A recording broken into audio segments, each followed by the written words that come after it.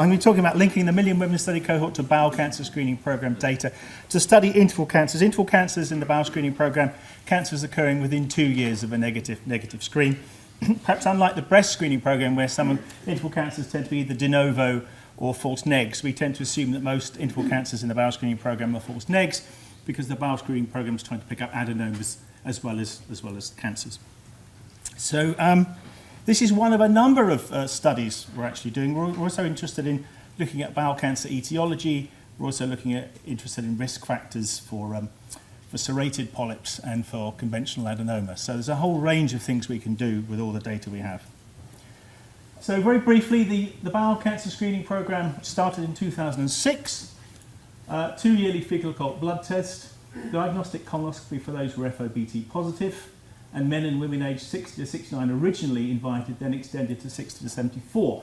In our study, most of the women were actually invited between 60 and 69, and we're actually looking at their first screen, so their first prevalent screen of the prevalent rounds. So there'll be ages between 60 and 69 with a mean age of 65.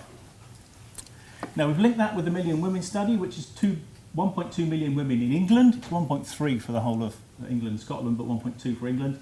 Individual characteristics, smoking, obesity, exercise, diet. We sent an awful lot of information on the Million Women study.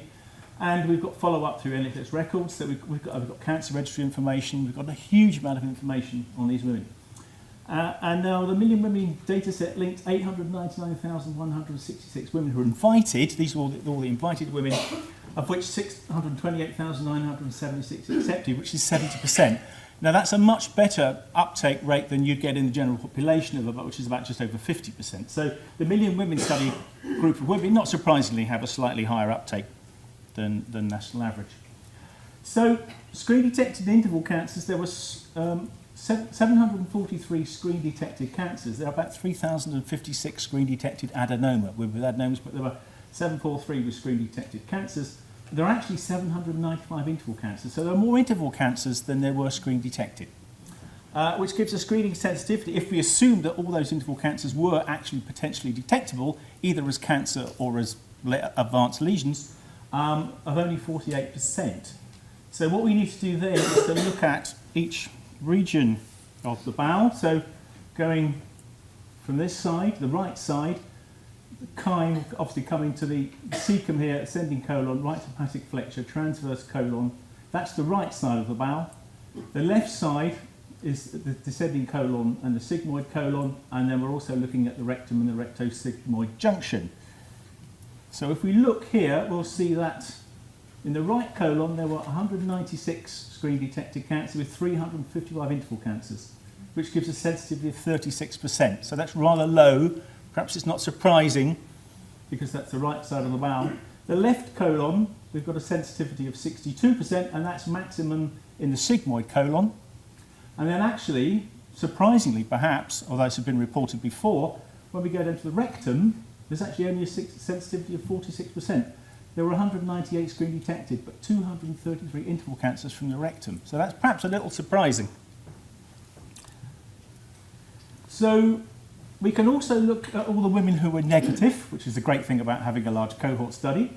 So these were the weak positives. There were 14,655 women with a weak positive who did not get referred to colonoscopy because they're weak positives.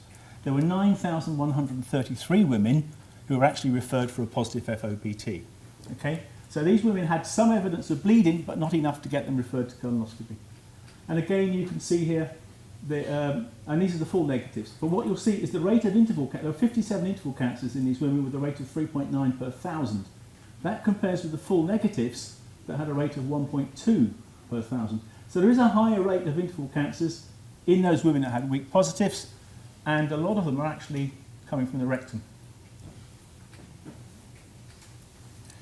So if we look at risk factors for these screen-detected and interval cancers, what we see is that for smoking, there is no increased risk for a screen-detected cancer.